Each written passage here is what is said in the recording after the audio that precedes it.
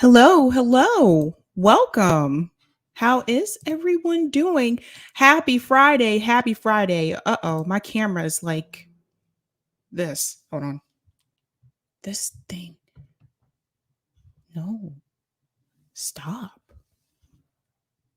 Don't. Okay, that's better. Yeah, what's going on, guys? Welcome to Revolutionary Blackout Network. I'm your host, Sabrina Salvati. Welcome to the Sabby Sabs show. I have interesting stories lined up for you tonight because one of them I saw first thing this morning, and the other one I saw late last night. So it should be pretty interesting. I'm excited to get into it. I want to give a shout out to everyone in the chat. What's going on? Those of you watching on YouTube, we do have to fix the Rockfin channel as well because we changed our name and got to get that figured all out. But you know how it goes. You know how it goes. So, guys, it is Friday and we are getting closer to the holidays. I don't know about you. I have not started Christmas shopping. I'm behind as usual. Every year I say I'm going to do something different and I don't. I'm just really bad with this. I'm bad. All right, let's go ahead and get into tonight's story. So I am going to I think I'm going to start with the Hunter Biden story because this one I wish I could say this is surprising, but it's not surprising to me because this is going to go back to the class issue that I've been trying to address. And I think this is really important for people to note because at the end of the day, whether you're Republican or Democrat, a lot of these people who are wealthy, I mean, they're in the same class. And yes, they may be separate in reference to political ideology, but those of them that are wealthy, they look out for each other.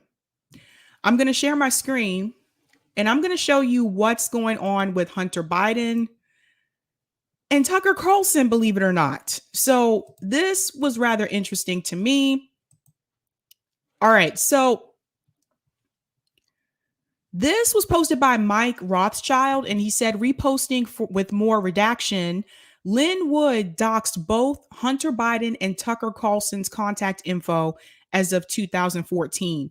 Yikes. So the red marks that you see here on the screen, that's like hiding their contact information. So just FYI, if you're wondering why those red marks are there.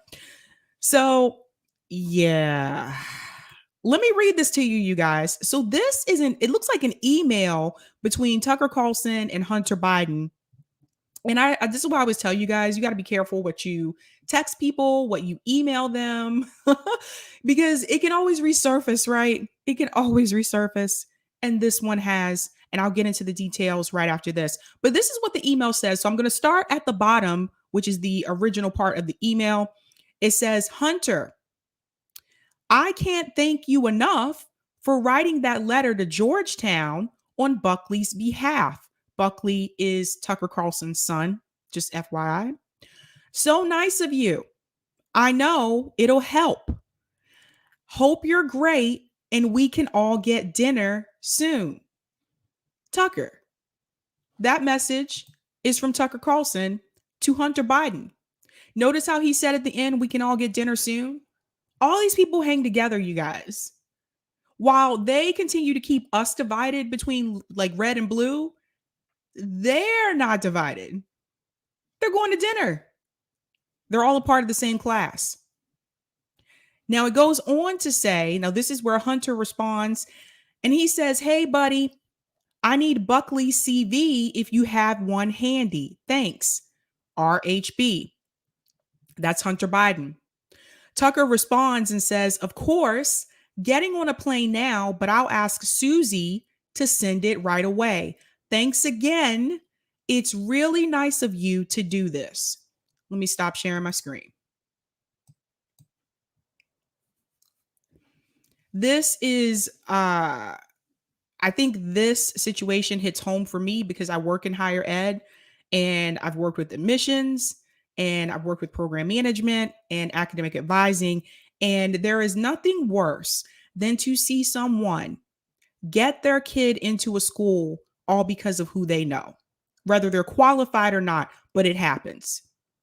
I believe it was just a year and a half ago that college scandal broke, and we heard about Felicity Huffman and I forget her name. She was Aunt Becky on Full House. Why can't I remember her name? Lori. Lori Loughlin. There we go. It was exposed that they were a part of a college scandal where they were paying to get their kids into these top universities. And this isn't something that's new. And this is one of those examples of where, like, when you're rich, you're wealthy, you can kind of get what you want. I'm going to show you the article because this goes into further detail. You see. Give me just a second. Because the guy who exposed this, oh boy. All right, here we go.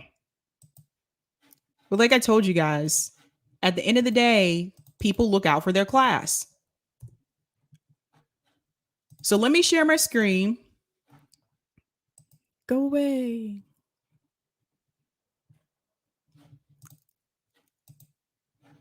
I don't know why they want you to sign up for things just to look at something. Okay, here we go. Now, here we go. Oops. Tucker Carlson allegedly asked Hunter Biden to write his son a college recommendation letter. Oh, man. Here we go. A leaked copy of an email exchange. I'm going to make this a little bit larger for you so you can see it better there.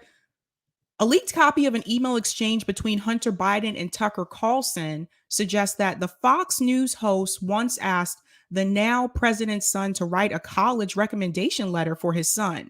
Yes, the same Carlson who spent weeks attacking and obsessing over every detail of the Hunter Biden laptop story. You guys listening to this?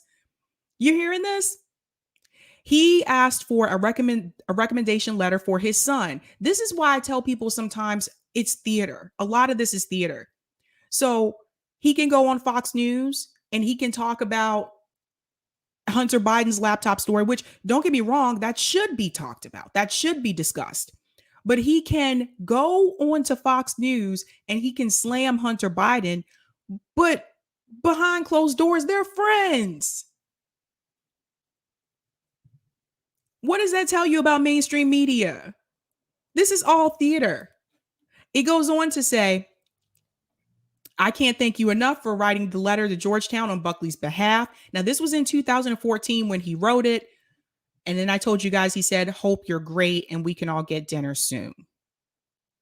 Vice News could not verify the authenticity of the email exchange, and Carlson and Biden did not immediately respond to requests for comment. But I've already seen multiple articles that say the same thing. The alleged friendship between Carlson and Biden was revealed by pro-Trump lawyer Lynn Wood via his Telegram account. It's not at all clear how the email conversation, if it is real, came into Wood's possession, though Vice writes that it was previously posted on Telegram by David Clements, an election truther who is close to Wood. And this was the image I showed you here on Twitter. And as you can see, like I said, they blurred out the contact information so that wouldn't get out to people. Lost it in the crazy of doxing the son of the president and a major TV infotainer. Buckley Carlson did not end up going to Georgetown, instead attending and graduating from the University of Virginia. Oh, what do you know? He ended up going to a state school instead. Wood, who is best known for batshit baseless election fraud claims, appears to have gone scorched earth on Carlson in response to the Fox host post-acquittal interview with Kyle Rittenhouse, in which the teen criticized Wood, who represented him for a short time last year, and claimed Wood took advantage of him and that the $2 million raised for bail was for the lawyers' benefit. So Here we go. And what's interesting here is this is someone, Lynn Wood, this is someone who is on the right, just like Tucker Carlson, but he chose to expose this. I don't know. I don't know. And Mike Rothschild went on to say, people have been asking me if this is real, and I have no reason to suspect it's not. Say what you want about Lynn Wood's rampage, but he hasn't posted anything fake that I know of so far. Let me stop sharing my screen. So, where do I begin?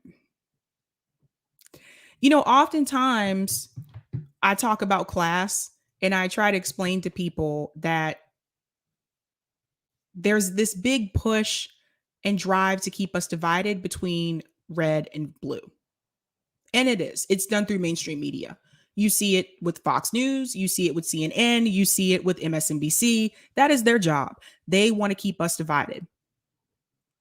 The reason why I feel they want to keep us divided between red versus blue is because if we're divided between left and right, then we're not really paying attention to the class issue. And that, in my opinion, is the real divide. That's something important I want people to understand, because you can have poor people on the left, you can have poor people on the right. But as long as you keep them divided between left and right, the whole issue of them being in poverty can easily be overlooked.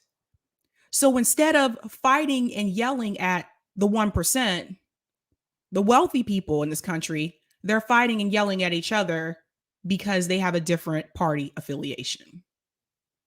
They've been doing this trick for a long time.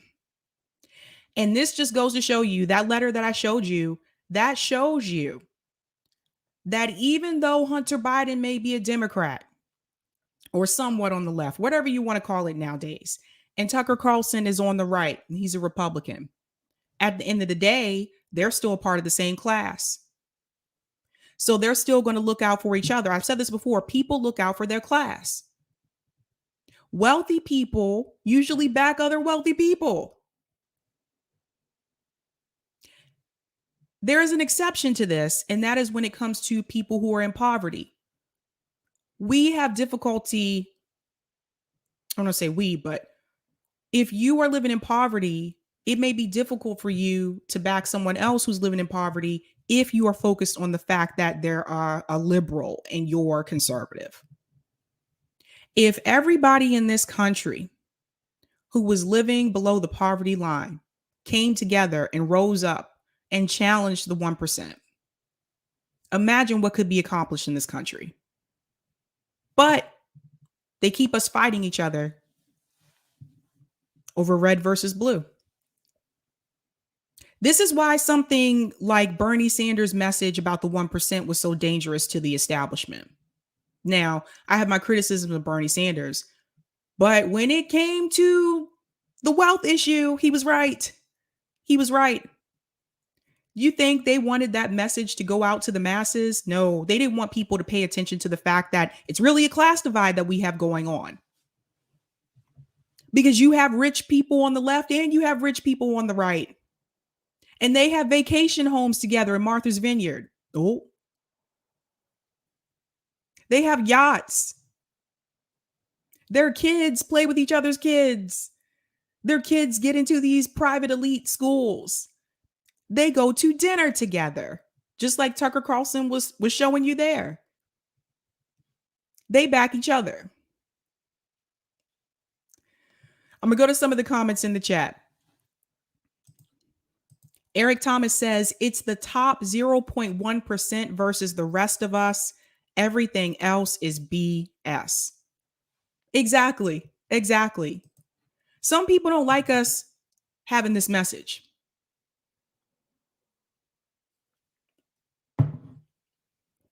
Some people don't want us. Ow, that was hot.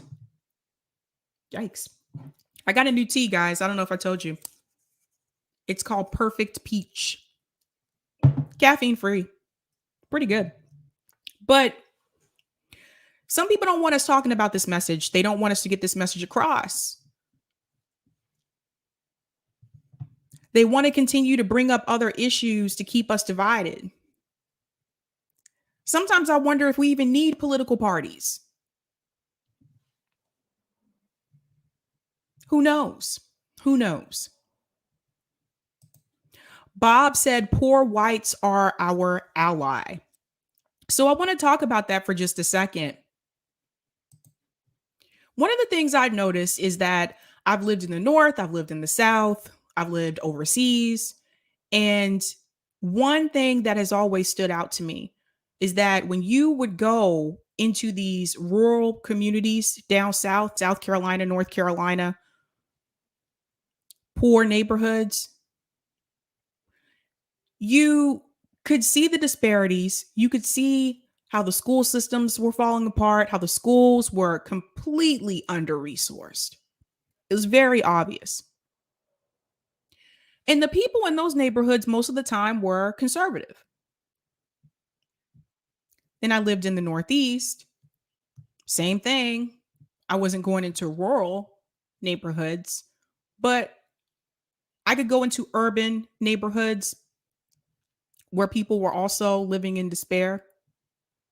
I lived in New York and I saw some things that I can't even talk about on here. And yet, most of those people that I met were liberal. And at the end of the day, one of the things that I noticed is that those two groups actually had a lot more in common than they realized.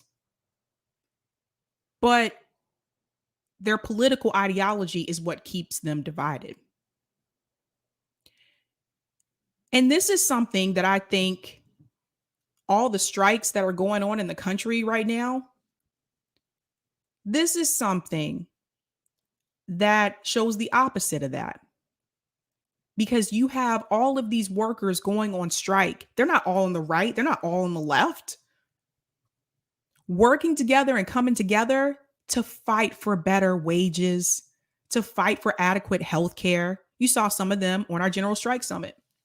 I actually was asking one of them that question. Are they mostly on the right or are they mostly on the left? Now, those people are bound together through a union.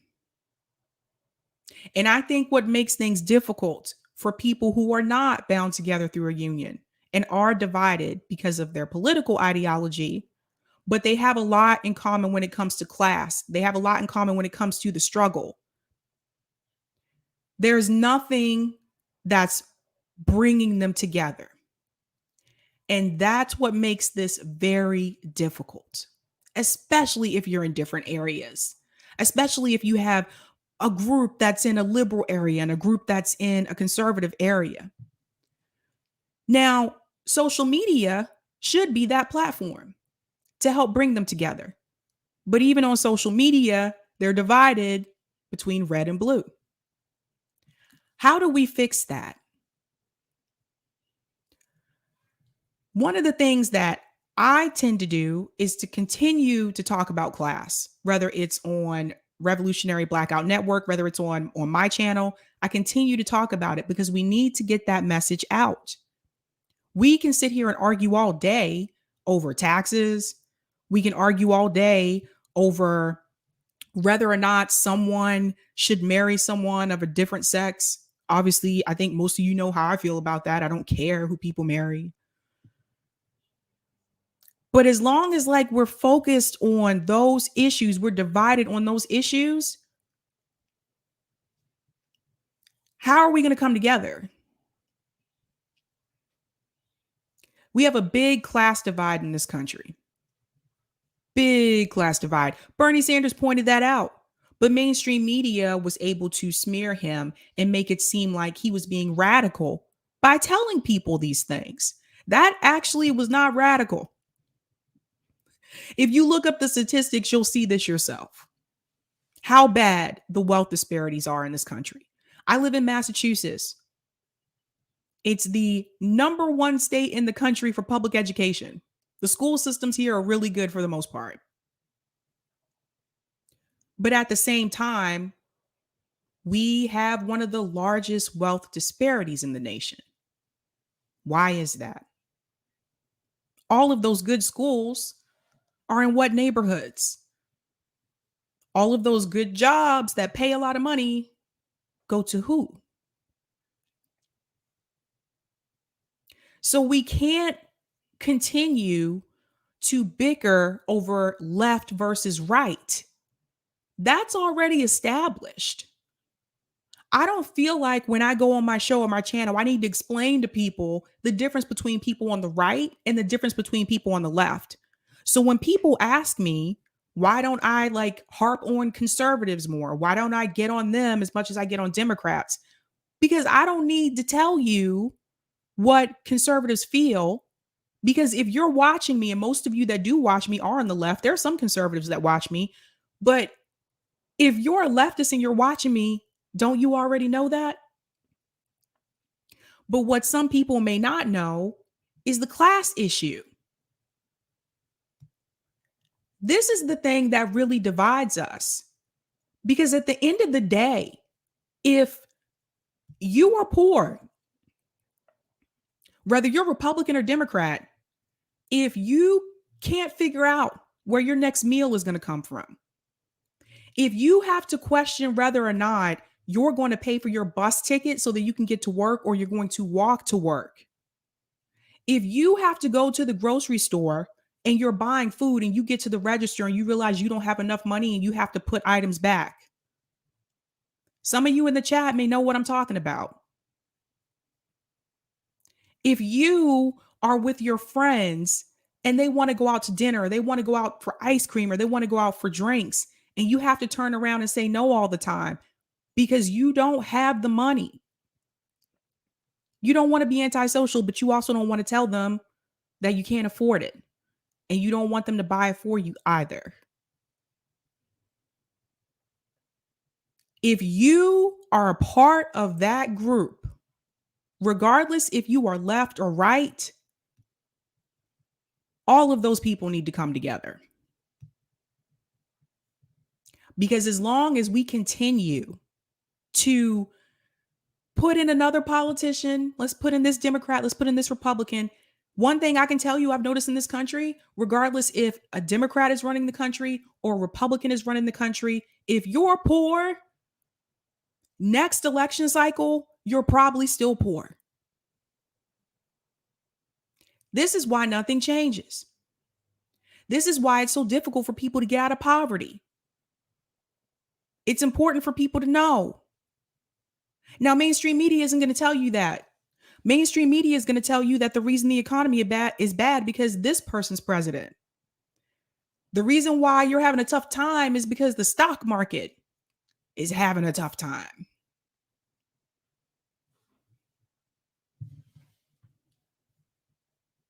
That's not the case. And I think it's important for people to know.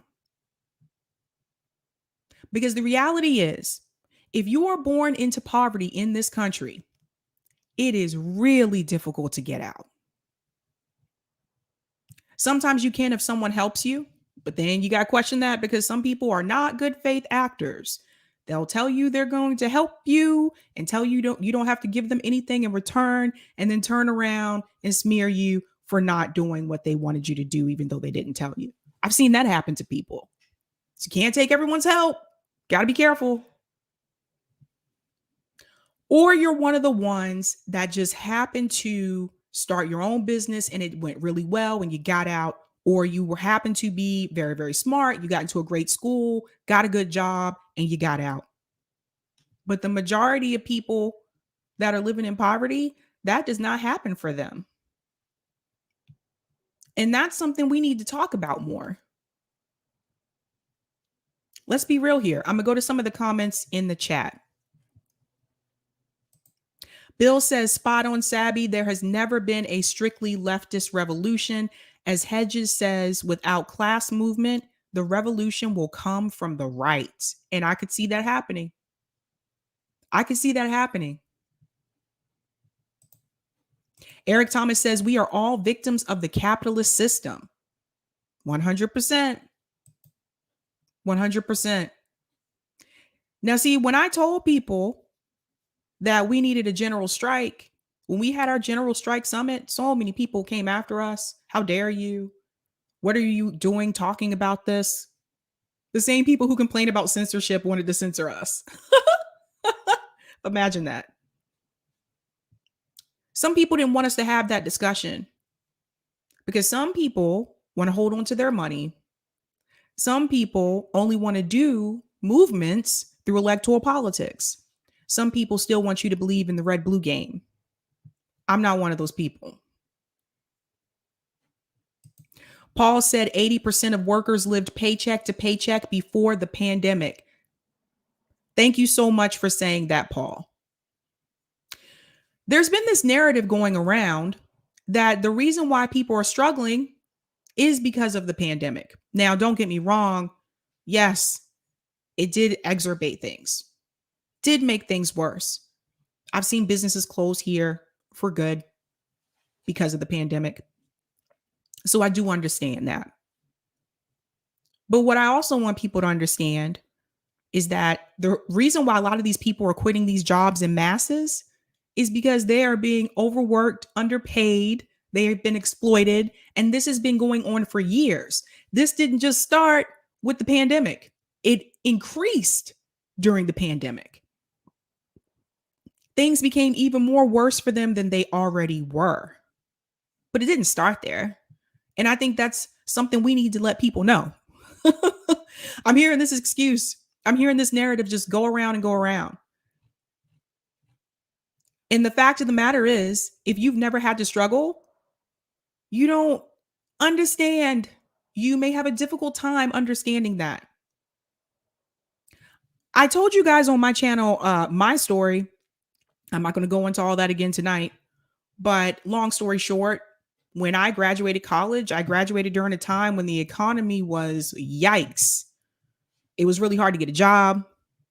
Other people are in the same boat as me. I'm a millennial. We went through that whole Obama era. And I had a college degree, couldn't get a job that had benefits.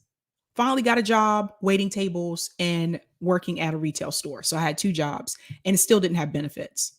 Now, as you can imagine, those jobs don't pay much. So long story short, I remember what it was like to sit there and count my tips and say, yes, I made enough money so that I have money to put gas in my car and I can get home. I made enough money so that I'll be able to pay for my rent. I made enough money so that I'll be able to pay for my utilities so my utilities will not get cut off. 2008 was a hard time. That was a really tough time. And I got out of that space, but it took me years to get out of there. So if you've never had to struggle, it may be difficult for you to understand. But I remember there was a time where every dollar that I made, I had to find a way to make it last. And that meant that nothing else financially could go wrong. And this is how a lot of us end up stuck in poverty. That means that your car can't break down. You can't have a medical emergency, especially you don't have health insurance and you got to pay full price to go to the doctor. That means that if you're a parent, nothing can happen to your child, nothing that will cost you money. Prices can't increase. Food cannot increase. That means that, and I was living down south at the time, so that means that if there's a hurricane and it's hurricane season, nothing can happen to your apartment because where else are you going to go when you would need to have 3 months rent saved up to get another place? That means nothing can go wrong financially. Most of the time, that is not reality for people. Things go wrong and things do happen. So if you are already struggling financially and something goes wrong, You are further back than you were before, and you were already struggling. So, the point that I want to make with all of this is that at the end of the day, Hunter Biden and Tucker Carlson are part of the same class, and they look out for each other. Whether he goes on his new show and does theatrics about Hunter Biden or not, at the end of the day, that doesn't matter because behind closed doors, they're still part of the same group.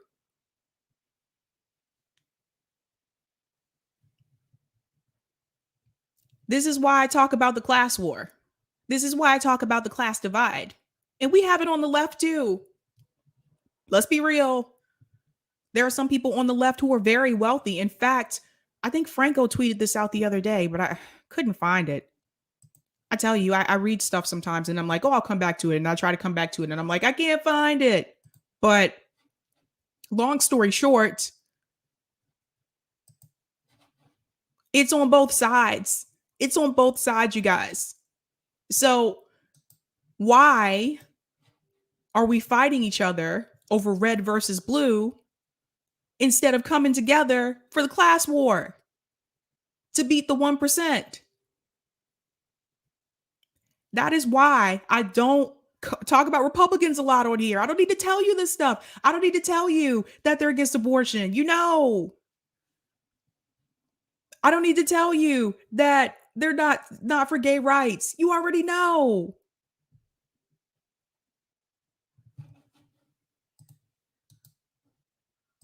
It's just one of those things. Like I don't need to do that. And I know some people do that. I know some people on the left only want to talk about Republicans. That's the same thing mainstream media does. That's what CNN does. That's what MSNBC does. Why do I need to repeat their talking points when I'm telling you that their talking points and their narrative is skewed? I don't need to get you to focus on Republicans. I need to get you to focus on the wealthy people in this country who are exploiting all of us, who have been using us, who have been overworking us, who have been abusing us, who have been mistreating us, who have been lying to us, who have been stealing from us. That's who I need you to focus on. And those are the people that we should be fighting and rising up against. Going into 6:33 p.m., people, I got to move on to my second story because this is just another example to show you that they're not really trying to do anything for us. Now, this came out this morning. Joe Manchin tells senators he's skeptical Build Back Better can pass this year. As doubts grow, it will get done by Christmas. So here we go. Now, it was only just about a week or two ago where we saw people dancing outside with the Build Back Better bill. Ilhan Omar was out there and everybody was so excited that it passed in the House, and CNN and MSNBC were like, yay, this is awesome, it passed. And I told people not to get excited. I still think the bill is crap anyway, but I told people not to get excited because it still has to pass in the Senate. Now listen to this. Democratic Senator Joe Manchin is casting skepticism in conversations with senators that the Build Back Better bill can pass the Senate this year, potentially delivering a blow to Senate Majority Leader Chuck Schumer's push to get the bill approved by Christmas. Oh man, Manchin still has a number of concerns, namely that budget gimmicks hide the true cost of the bill, and he's pushing to ensure it costs no more than $1.75 trillion. But he is also seeking to, get this, pare down the bill, which is what I warned people could happen, that even though it passed in the House, they can actually take more items away from this bill. They can still do it. The bill, which passed in the House last month, in a number of other areas, including paid family leave, a methane fee on emissions from energy producers, and Medicare expansion to cover hearing costs. And he's seeking changes to some of the provisions in the tax title of the bill. One of the sources said, all of that means major changes would need to be made to the bill, followed by a full cost analysis by the Congressional Budget Office and a review by the Senate parliamentarian, which is raising doubts that it could be accomplished in time for Christmas. And if it's not, they're going to blame it on the Senate parliamentarian or they'll blame it on Joe Manchin. They'll be the scapegoats. I told you there's always one. There's always one. These are the rotating villains that Glenn Greenwald talks about. If it's not them, it'll be somebody else. One Democratic source pegged the likelihood that the bill can pass this year at 20 to 25%. He has a lot of concerns. Debt and inflation are a big concern for me. Basically, we should pay for what we're doing. Manchin said on Thursday that if Schumer tries to force him to make a decision by putting a bill on the floor, I wouldn't have any idea how I'm going to vote until I walk in. That's not good news. If he voted no, as Republicans hope, it would sink the bill in the 50-50 Senate. Another influential moderate Democrat, Carlson of Arizona, did not commit to voting for the president's sweeping social safety net legislation in an interview with CNN on Thursday. Following the passage of the economic bill in the House, Schumer said Senate Democrats would try to negotiate with Manchin and Sinema to address their disagreements. They've been trying to negotiate with them for the past couple of months. Like, at this point, I mean, come on. Are you serious? Are you serious? The House did a very strong bill. No, they didn't. Everyone knows that Manchin and Sinema have their concerns, but are willing to try to negotiate with them and get a very strong, bold bill out of the Senate. Okay. It's not a strong bill, which will then go back to the House and pass. And I am going to stop sharing my screen because this is exactly what I tried to warn people. This could happen. They're out there dancing with a mascot that looks like a bill, and it had not passed in the Senate.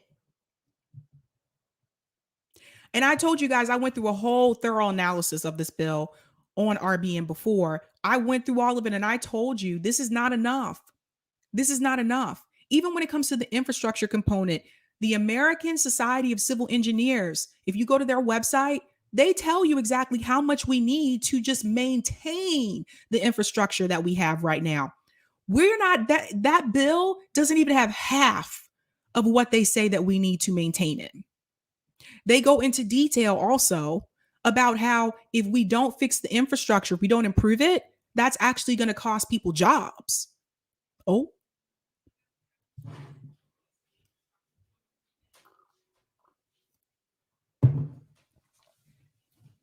But what do I know? And so here we are again. So they may not pass it, but as I said before, the bill was weak. The bill was so weak. But this is not looking good for Joe Biden. This is not looking good for Democrats. JP Magna said Kirsten Sinema lied about how she grew up to get votes. Yeah, some of them do that, huh? Don't they? Don't they? Some of them come up with these stories. I grew up in a struggling environment. Get sympathy out of people. But it will not look good for Democrats. It does not look good for Joe Biden, and his approval rating is continuing to tank. Kamala Harris' approval rating last time I checked was 28%. Joe Biden's was at 36%, I think, last time I checked. So if this doesn't pass in the Senate, his approval rating is probably going to go down even further. But hold that thought. Because people are already, they're calling out Joe Biden's mistakes. And this is interesting because they believe that Joe Biden isn't even focusing on the right things to begin with. You don't say.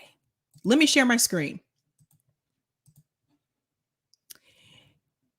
Here we go. This is just the title of this is going to scare you alone. So here we go. As Biden repeats Obama's mistakes. Uh-oh. Uh-oh. As Biden repeats Obama's mistakes, get ready for the 2010 redux. Build Back Better isn't the top priority for most voters.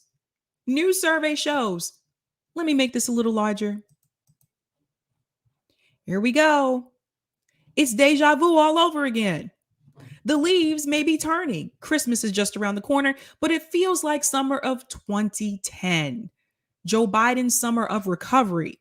With unemployment still well over 9%, Biden, the vice president under Barack Obama, headed for the hustings in the months before the midterms to tout the success of their stimulus bill passed the year before, almost as an afterthought to the administration's singular focus on the Affordable Care Act.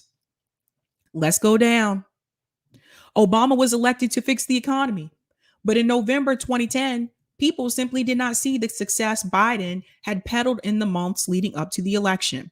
Now, President Biden faces a similar situation today.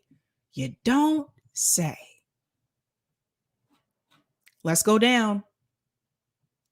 Obama made the mistake so many leaders make. He believed, just as Democratic leaders believe today, that he and his party were given a mandate for every policy exposed during the election and all deserved immediate and unquestioning passage. So, I don't know why I jumped like that. Give me just a second. All right, here we go. Biden didn't listen to the electorate then, and he's not listening now. Like Obama, who decided to put healthcare first and the economy second, contrary to the public's priorities, Biden has put Build Back Better first, only deviating when a crisis emerges, like the Delta and the Omicron variants. And finally, at a distant third, the economy. Oh, man. Political leaders have to address the priorities of the electorate. It's becoming increasingly clear that Biden is not just off message with Build Back Better, he's off policy priorities, and it's showing in his numbers. On the issue of the economy, Biden was down 8 points, 41% approve to 49% disapprove. But that pales in comparison to his job rating on inflation at an abysmal 36% to 52% approve/disapprove. On all three counts, he is not even close to having majority support from his current efforts. And there was one before this, which was 42% approve to 47% disapprove about the jobs rating. When you look at Biden's numbers through the lens of the 2022 midterms, however, the forecast for Democrat prospects is increasingly bleak. So this is actually the second time I've seen an article that has referenced this, that people, according to the surveys, people don't feel that he's focusing on the right issues. And this is going to be a problem. Like, look, I can tell you about the issues right now. A lot of people are still unemployed. That is still an issue. That's still a problem, you guys. Even though there are a lot of positions that are open now, there are still a lot of people who are unemployed. Some of those positions aren't even permanent positions. Some of those positions do not offer benefits. Some of those positions are not full-time. So it's not enough for people to make enough money to live off of. CNN's not telling you that. I think this is probably the fourth time I've told people this on stream. So the problem that we're running into here is that, and I said this before, let me come out for just a second. Instead of giving people those $1,600 checks, or was it $1,400? I think it was $1,400 checks, $1,400 stimulus checks. Those checks should have been recurring. They should have been monthly. He couldn't even do the $2,000. Like, You told people $2,000. You didn't tell people in Georgia that you were going to give them $1,400 because they already got $600 from Trump. You didn't tell people that. When you stood in front of Georgia, he said $2,000 checks. So there are people who were really counting on that money, really needed that money and didn't get it. And I said, even then, that was not going to be enough. They should have been recurring payments. We should have did what some of the other countries did for their people. So you, it, I mean, like, what the hell did they think that $1,600 was going to do? Now, for me, it's a little bit different. I don't have kids, so I don't have anyone that I have to take care of, right? But for people that have kids, that one-time payment is not going to last them for the rest of the year. That's not going to help. That's a temporary. See, this is what Dems do. They like to put like band-aids on solutions. Like, this was not something to put a band-aid on. We were in the middle of a pandemic, which still hasn't gone away. It's improved, but hasn't gone away. But we're in the middle of a pandemic, and so many people had lost their jobs. And here you go, take this $1,600 check. Same thing, the one that Trump gave as well. It was not enough. Then they cut off the unemployment benefits. So that was their way of like forcing people to go back to work, not realizing that some people live in places where they don't have many employers, and the few that they did had closed permanently. Permanently. So what the hell were they thinking? And they called this the American Rescue Act. You didn't rescue people. People are still struggling. People are still in poverty. So, do you guys know how many people I know that worked at some of these restaurants that we have in Boston that were very popular that are closed permanently because of COVID? Poorhouse, McGreevy's, all of them in that Back Bay area, the tourist area. You know how many restaurants have closed here permanently? Where do you guys think those waitresses and bartenders went? Probably looking for other waitressing and bartending jobs, right? But you had so many restaurants close. So it's very difficult to try to do well financially and to pay your rent and to get by when you not only lost your job, but your employer is gone forever.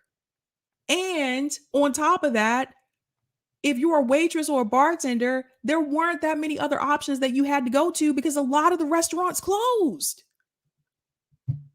And some of them couldn't even open back up until the summer. The ones that could open back up until the summer.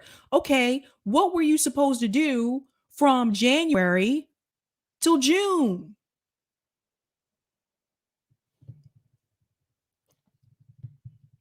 People in New Zealand did not have this problem. Friends of mine that live in Canada did not have this problem. We're supposed to be the wealthiest nation in the world. We couldn't give people recurring checks. Things they just didn't think about. When some people lost their jobs, they lost their health insurance. Imagine getting sick during a pandemic and your job is gone and you have no health insurance.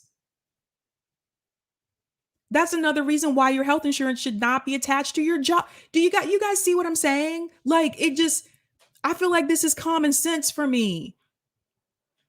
So this was just not a good idea. And this Build Back Better Act was not going to fix that. It was not going to make things. Yes, there's some things in there that we do need, but even those numbers were not enough. They were trying to give the Pentagon $750 billion, you guys, and they wanted to take away paid parental leave. Now, why does the Pentagon get $750 billion? Are we at war? Somebody tell me something I don't know. It's just another excuse for them not to give the money to the people. It makes no sense. They would rather take care of the military industrial complex before they take care of their own people. You didn't see this happen in New Zealand. You didn't see this happen in Canada. It happens here because we live in an individual society, an individualistic society where we have no sense of community and everybody is in it for their self. We don't look out for each other as a community. We don't have that here. I know. I've lived in other countries. I've seen what community looks like. We don't have it. So when people were struggling and they lost their jobs and people lost their health insurance, they were on their own. And the government only wanted to give them like the bare minimum to help them out, only wanted to give them scraps. Now that happened under Joe Biden.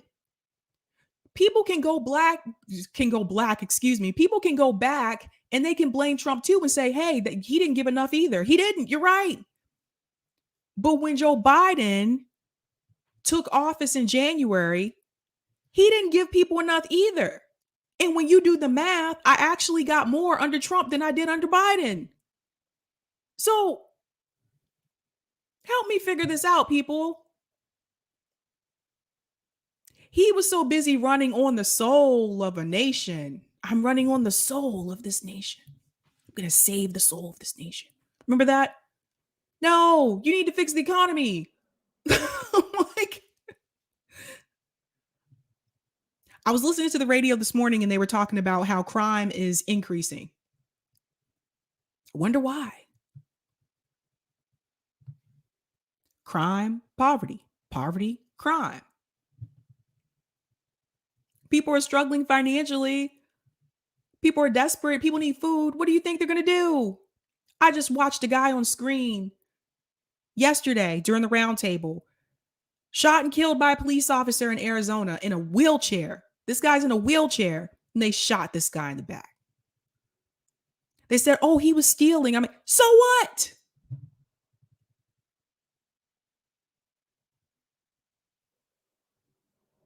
This is how they treat poor people.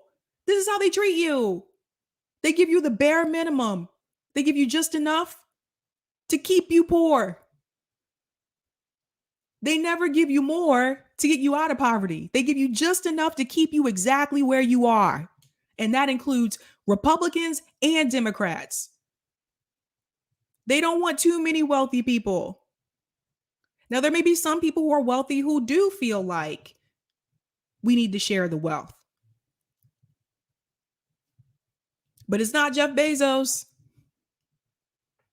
Even Bill Gates, you got to be careful with that one too. Because some of these charities that he has, I told you guys about charities, it's a tax write-off, man. These are top-down organizations. Meanwhile, Bill Gates is buying up all this land. Why not build housing on that land? For homeless people, for poor people. No, can't do that. Got to keep the poor people on their side and keep my people on my side. Don't want them in my space. Can't have that. So at the end of the day, Joe Biden is not looking good, which I predicted this would happen because he's just been a horrible politician. And I've said this multiple times. He's been a politician for over 40 years. During that time, he's written like these racist crime bills with racist Trump Thurmond. He's locked up black people. He's told people he didn't want his kids living in a racial jungle. Let's not forget sexual assault allegations. And there's many, many more. He's the reason why people can't file bankruptcy on student loans. Joe Biden has done so much in his political career that just screams, I am not here to help poor people. And yet, for some reason, people thought this was going to be our savior. He was going to be the one to bring us out of this rut. No, Joe Biden looks out for himself. He looks out for his class. He is not looking out for people who are poor. What can I say? What can I say? He's not even trying to undo the crime bill. He's not even trying to undo it. He doesn't even want to decriminalize marijuana. No, because at the end of the day, he's a class loyalist too. And he wants to keep those people where they are. And meanwhile, Hunter Biden and Tucker Carlson can be friends. It is one big club, and we are not in it. I'm going to close with some of the comments in the chat. I don't know why I feel like I'm turning this way and I'm turning that way. My hair is like frizzy. Sorry. This way, that way. I think it's my camera. Anyway, going to some of the comments in the chat, guys. All bull aside said, tear the club up, tear the club up. You guys ever heard that song? It goes, tear the club up, tear the club up, tear the club up, tear the club. Okay, I'll quit. They like when I was in college, that was one of the songs they stopped playing at the club. When I used to go clubbing. Yes, I used to go clubbing, you guys. I know. You can't imagine it. But back when I used to go clubbing, they used to play that song and they stopped doing it because people would get into fights on the dance floor. People were trying to tear each other up instead of tearing the club up. So, yeah. Why? Okay, I was going back to the comments. Sorry. Steve said, yeah, when that song came on, the party is over. Yes, that one and Move, Bitch, Get Out the Way. That was another one, too. People would just get like, it was that moment. Bill said there are a whole lot of people that don't vote, even though they are eligible. Lots of people have given up on electoral politics, but have turned to apathy instead of action. Mm.